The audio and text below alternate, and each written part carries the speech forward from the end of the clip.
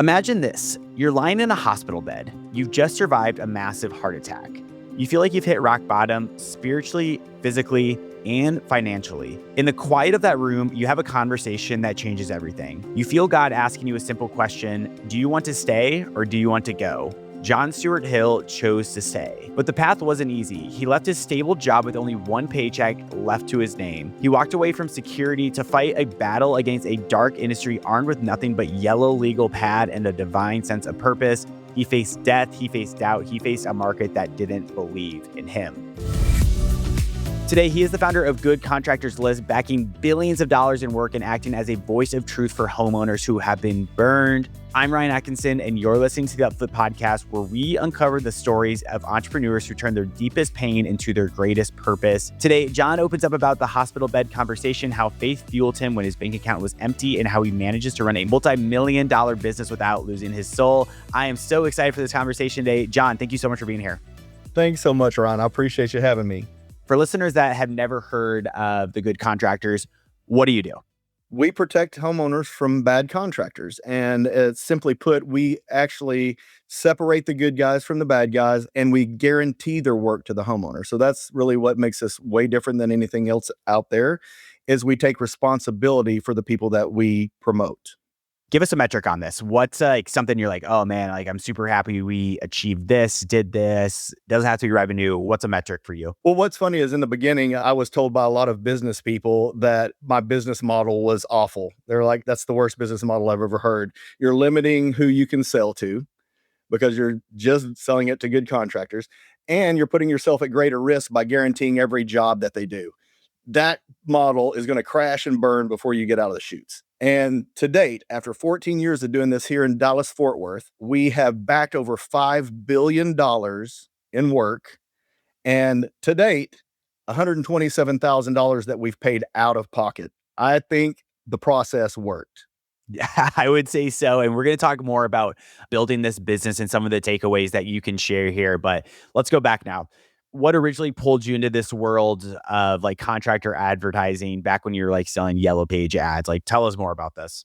Back in the day when I was selling yellow pages, you're pretty young. I mean, do you remember the yellow pages when they used to deliver a book to your house that had all these ads in them? I remember yellow pages. I wish I remember them a little bit more. I know what they are, though, of course. People used to keep these thick books, and the white pages up in the front that had everybody's phone number in it. In the back, they had ads in these yellow pages. And so I used to sell the ads that went in the yellow pages. And I met with a bunch of different contractors that I sold ads to. And there was a couple of times that I was there and I could overhear a training going on. And I would hear some of the stuff that I was like, oh my gosh, this is bad. Contractors can look however they want to in this ad.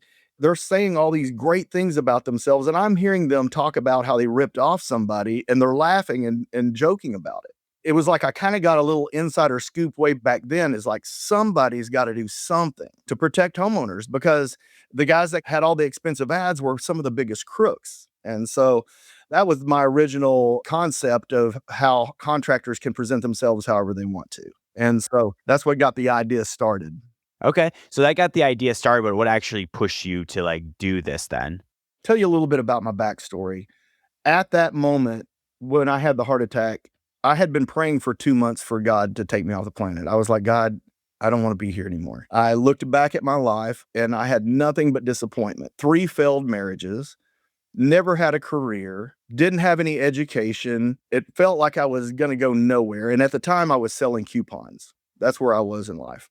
I'd never made more than $50,000 in a whole year to that point that I can remember. And I was just kind of looking back, and I looked at my future, and I just didn't feel hope at all. I didn't see any direction that I was going to go. And so while I was out selling coupons one day, I was talking to a plumber who said, you know what, I don't think I want to pay for this coupon, the ad by myself. He goes, but I know an electrician that I fully trust, and I have a roofer that I fully trust that I wouldn't mind sharing an ad with. And it just kind of, something clicked in me. And I was like, well, you're a trusted guy, and other trusted contractors that's not going to take advantage of people.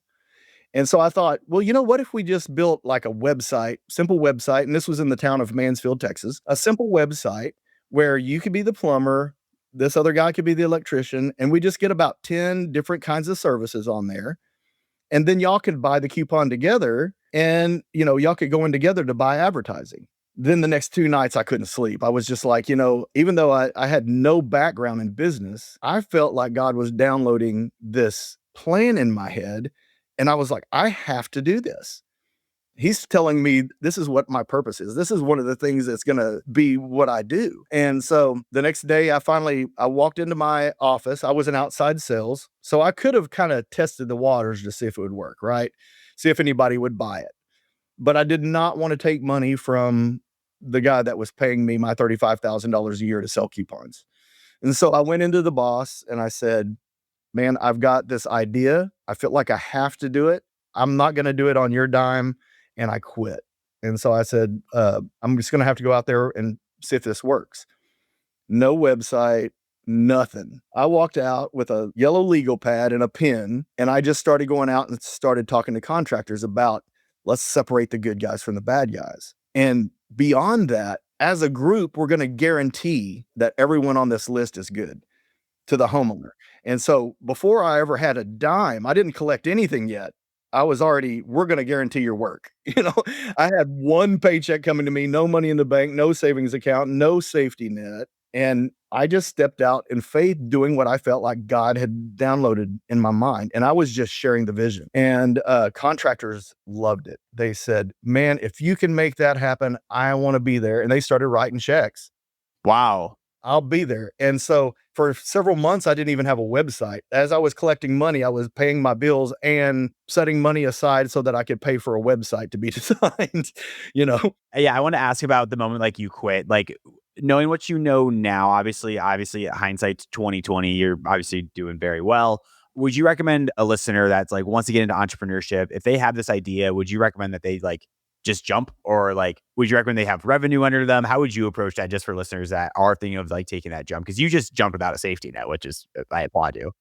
I did. And honestly, and maybe my situation's a little bit different, but I didn't feel like it was a good idea. I felt it was a God idea. It was one of those things I felt deep in my spirit. And so my suggestion is, don't jump at every good idea you have. I mean, I still have good ideas that weren't God ideas. you know, that happens a lot. Weigh the options, but if you know it in your heart, just do it. You'll regret if you don't. Are you working a 9-to-5 but dream of entrepreneurial freedom? Look no further than the Upflip Academy, the #1 entrepreneurial platform with 20 plus step-by-step courses taught by active business owners, live workshops, hands-on skill training, a business idea database, and a thriving entrepreneur community to keep you accountable. Click the link in the description below to join the Upflip Academy today and make this the year you stopped dreaming and started building your business without guesswork. You're talking like a lot about God and the spirit. Like, where does that come from? Yeah, tell us more about it. Like, where does that come from?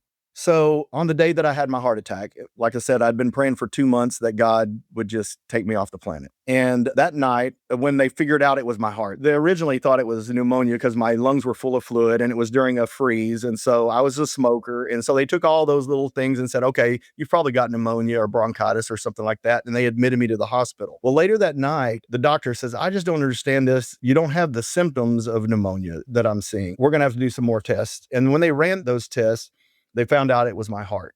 And so in the middle of the night, during one of the heaviest freezes in Dallas, Fort Worth, that roads were shut down, they asked me to have my family come back up to the hospital. And I don't understand. It's too dangerous if you are just going to run more tests. So I really didn't know the gravity of the situation. They were wanting them to come up there because they wanted to say that she was like, they need to come up here so they can say their goodbyes, because it was a massive heart attack. And so I overheard a conversation out in the hall, and it was, don't you have to get permission from the director to move him to ICU? And the doctor said, not in this case, he's tombstone. And that word like set me back. I was like, am I dying?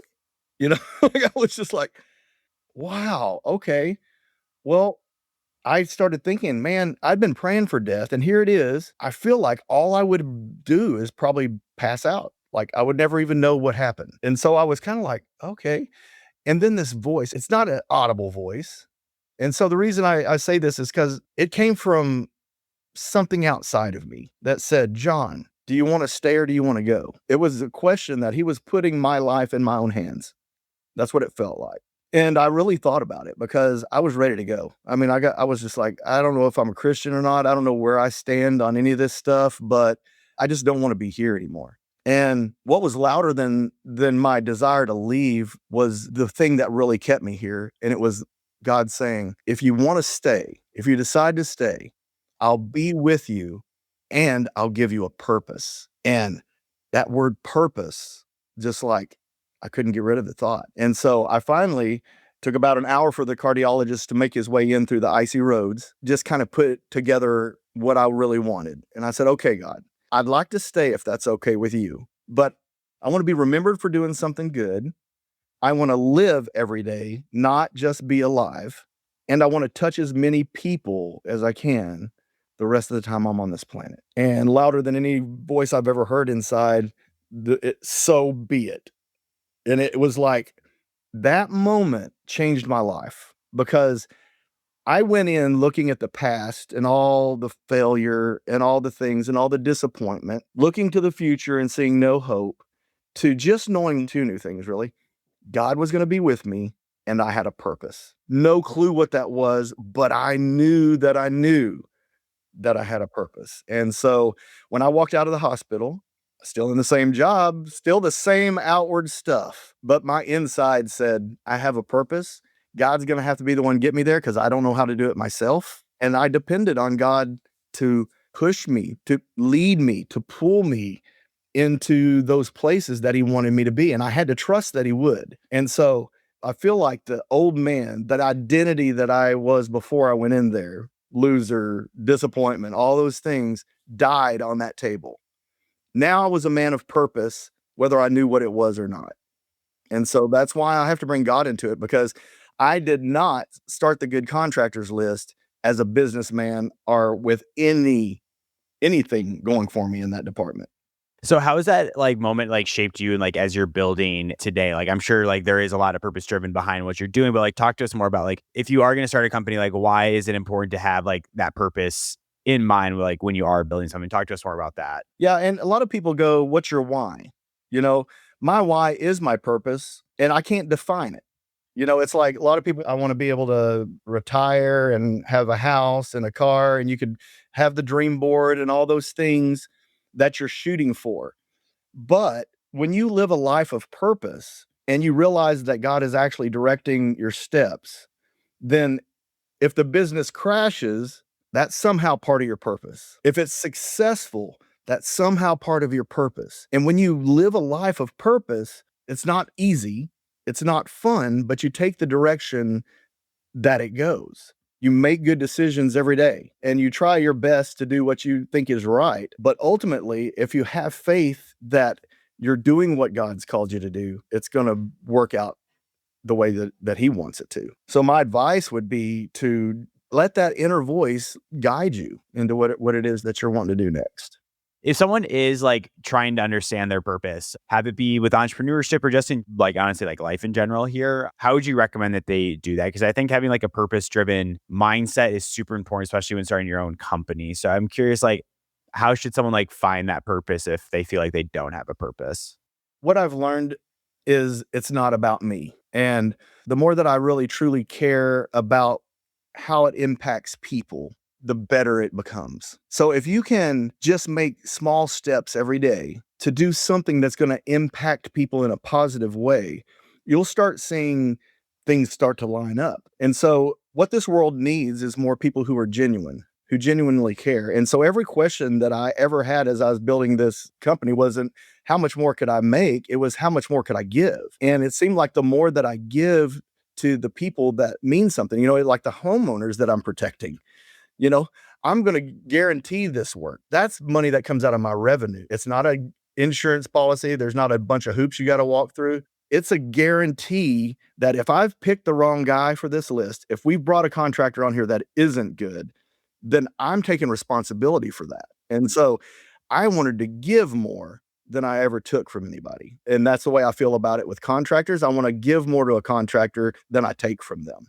And if that works with everybody involved, that's what you call a community, you know? And so that's really what I feel like my purpose is here on earth, is to help build community that brings about a safer world. And so for contractors, I'm going to pull the good contractors out. I'm going to put them on the pedestal, and I'm going to let them work together to make sure that that community stays pure. Homeowners and contractors together have kept me from having to pay more than I made. You know, I mean, like, people told me, you don't want to guarantee the work of a contractor because you can't trust contractors. Well, that's a lie. You can't trust all contractors, right? Yeah. But there are some really good people out there, and I've met so many of them along the way that just want to do a good job, that want to go home proud of the job that they've done, and that want to know that they haven't ripped off anybody. They gave somebody something of value and made someone else's world better. I like the concept here of you give more than you take. I really like that concept. Talk to us more about that. And I mean, obviously, when you're like leading a business or whatnot, it's hard. Like sometimes you have to like scramble and like get what you need out of somebody. And sometimes, like, you know, you will give more than you take. Can you give us an example of like giving more than we take and like why it's important for someone starting their own company that should have that same mindset? I'll take a look at what's out in the market right now. Like, we're the only people that has ever had a full boat of contractors from all the fields of service that have been backed by a guarantee. Nobody else has done it. It's kind of a unique thing. But what is typical in the business world for contractor resources is they want to sell leads. Contractors need leads so that they can close business, so that they can make money, right? I mean, so the thought process is, let's go ahead and build a platform where we can collect leads and sell them. And so they sell as many leads to as many contractors for as much as possible. And that's how you make money on contractors, right? Well, we did just the opposite. And I'll tell you, I'm not afraid to say it. We charge a $500 setup fee and $250 a month, flat, period. And what we are trying to do is bring the good contractors together, have them bring their good contractors in their community. And this is across the United States. This could be a small town. This could be a big city. But bring other good contractors together, band together, all saying the same thing. We're part of a movement of good contractors protecting homeowners. And so go to the goodcontractorslist.com to find your contractors. We give them all the tools necessary, and they create what I like to call a community-driven lead ecosystem. So because they band together, because they come together as a collective, the collective has authority. You know what I'm saying? It's like, in that market, when people start hearing about this group of people who just do things right, and there's a guarantee that they're going to do things right, homeowners start going there. And so instead of trying to take more, I mean, whether they get 10 leads or 100 leads or whatever from their own work and bringing homeowners to the table, I don't charge them a dime extra. And so that's an example. Like, that doesn't make sense. You mean you're willing to drive 100 leads to a contractor and him not have to pay more than $250 a month? I mean, it's That's worth insane. it. It's worth it just to be able to say, I'm a contractor backed by a guarantee. But what I'm trying to get people to move out of is this, you know, contractors forever, the only thing they've ever known is self-promotion. And that only gets them so far because they're still lumped in with all the bad guys. And so some of them use that $25,000 guarantee and say, trust me because I'm backed.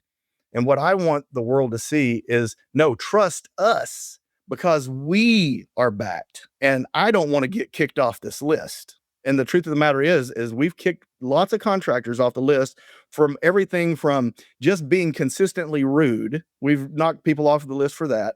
And here's something else we do. We go to the home. If there's a disagreement between a homeowner and a contractor, we go to the home, we send an inspector, we do what we need to do to find out who's telling the truth. Because sometimes it's the contractor who is in the right and did everything right, and the homeowner is trying to get something for free. So it works both ways. When it's a community working together, the light shines. And that's what it's like. It's like a big light in this really dark industry. And that's what I'm trying to do. I want to be a light in the world. I want people to see that there are genuine good people out there. And I want to help people find those good people. I like it. Super, super good. Before we dive into our fan blitz questions here, I just want to give advice for like beginners. So what would be, one more piece of advice you would give to someone starting to service business with like limited money, but they have like a really strong mission that like similar to like what you have here? As soon as you can, try to develop some kind of structure. I was out there on my own as a founder. I'm a founder visionary. I'm a visionary guy. And fortunately, my wife, she could handle QuickBooks and all that stuff. And so we've managed to stay healthy and good here in Dallas, Fort Worth. But I didn't understand the structure of going bigger or doing anything else. So even at those beginning stages, you have to identify, are you a dreamer that can do this? Because there's a lot of things that I had to do that I wasn't good at, because there's two different groups here. There's the founder visionary, and then there's the integrator. And sometimes they're an opposing force. But I know that now, like we recently in the last year, I brought on a partner who's an integrator. And so sometimes I hate his guts. And sometimes I realize, gosh, I'd be in so much trouble if I didn't have this guy. And Oh yeah, I know that feeling. and so it's like recognizing your own weaknesses and trying to find other people that are better than you. So I think Henry Ford that was saying, it's like, I don't have all the answers, but I know someone who does. And that's kind of the thing about it, is you want to surround yourself with people who are smarter than you. That wasn't hard for me. So, I mean, it was like, that's easy to find people smarter than me. And so as soon as you can, just have somebody to help you through things. The second thing that I would say is, don't listen to people who are trying to bash you, like bash your idea, because there is as many people that would encourage you. There's probably twice as many people that would go, I don't know. I mean, I literally had people tell me that's the dumbest model I've ever heard. And all I knew is that, well, this is the model that I'm supposed to go with. So I'm doing it, you know, Yeah. Oh yeah. follow your heart. But as soon as you can, find somebody who kind of fills in those blanks. And like I said, I depended on God for that. It took 14 years for him to send that guy to me, but it's happening now. And so I guess that's my two things for sure. I like it. Well, let's dive into our fan blitz questions. And these are questions submitted from our community. Listener, if you guys want to join in on world-class conversations, send us an email at podcast@upflip.com and submit your questions there. And we'll take any for our next episode. So John, here's our last 5. Are you ready for them? I guess so. I'm not a fat thinker. Let's do it. What is the biggest red flag homeowners should look for when hiring a contractor? Promising the world. Everyone's going to do it, but I think that it's whenever they overpromise, they're kind of overcompensating for something, I feel like. So one, they need to go ahead and do their own investigations first. What is the biggest blessing in disguise you've ever experienced in business? There's so many mistakes I've made that turned into some awesome things. And that's one of them is actually, you can't trust anybody. You just got to sometimes go with what your heart says. What is one scripture or quote that carries you through the hardest times? It is Galatians 2:20 says that I have been crucified with Christ. It's no longer me that lives, but Christ that lives in me. And now I live by faith in the one who loves me and died for me. That's a really good quote. 2 more for you. What is one thing you do daily to keep your ego in check? Remember who I am. I think it's just real easy. I'm not that brainiac, I'm still me. And it's real easy whenever your identity isn't wrapped up in what you've done. It's more about, how does God live through me? And so I've checked it all the time. Is this me, or is this my ego? Last one for you. If you had to pass one lesson down to your grandkids about purpose, what would it be? If I could just get them to know who Jesus is, I would want that more than anything, because the sooner we can learn to stop with self, let self die, and let him live, I mean, life is just so much better. I hope they don't ever have to go through that, but I think we all have to go through something to get to the point where it's like, it's not about me. I really want you to do something like that in my life. So that's the one thing. Well, John, thank you so much for your time today. If someone's like, holy smokes, I need to talk with John, learn more about what you're doing, where can they connect with you and do so at? Like I said, this is a movement, so we need everybody's help on this. If you go to the Good Contractors List, if you're a homeowner that knows a contractor that is quality, that's going to do the right thing every single time, go to thegoodcontractorslist.com and go to refer a contractor. We actually pay out $125 referral fee if that contractor meets our qualifications and decides to join. So there's that. And if you are a contractor listening to this and you're like, I'm the guy that will do those things, I'm the guy that won't sleep if I don't do the right thing, then I want to hear from you, and we can start your safe contractor community just with you, and we'll start building out your network right there, and you may never have to pay for leads again. Listeners, that was a great episode with John. 3 quick takeaways for you. Purpose beats credentials. You got to have a purpose before you actually build something that'll help you get through the hard times. Number 2, give more than you take. That is a real business strategy. You want to give before you even think about taking. Number 3, the right model looks wrong at first. You have a lot of people telling you you're doing it wrong. That will never work. You may be on to a pretty darn good idea. If you guys are enjoying this podcast, please give us a 5-star rating wherever you get your episodes, and we will see you next Monday. John, thank you so much for your time today. Appreciate this episode. Thank you so much. Thank you. Appreciate it.